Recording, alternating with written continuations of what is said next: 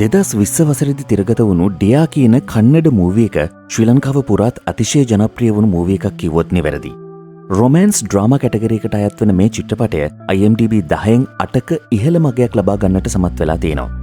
KS Ashok විසින් අධ්‍යක්ෂණය කරන ඩියා චිත්‍රපටය සඳහා දික්ෂිත් ෂෙට්ටි, පෘථිවි අම්බාර් සහ කුෂී රවි ප්‍රධාන චරිතයෙන් දායක වෙනවා.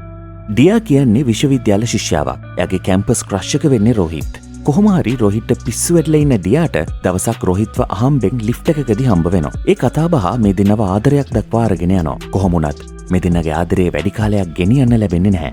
මොකද හදිසි අනතුරකින් රෝහිත් ජීවිතෙන් සමුගන්නවා. මෙතනින් පස්සේ තමයි ඩියාට ආදිව මුණ ගැහෙන්නේ. රෝහිත්ගේ සිද්ධිය නිසා ජීවිතේ මෙපා වෙලා ඉන්න ඩියාට අලුත් බලාපොරොත්තුවක් අරගෙන එන්නේ ආදි.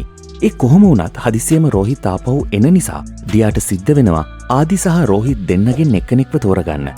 හැබැයි කවුරුත් නොහිතන අවසානයකට අපි වරගෙන යන ඩියා මූවි එක ආදරෙන් පෙරදුණු කෙනෙක් බලන්න ඕනි මූවි එකක්.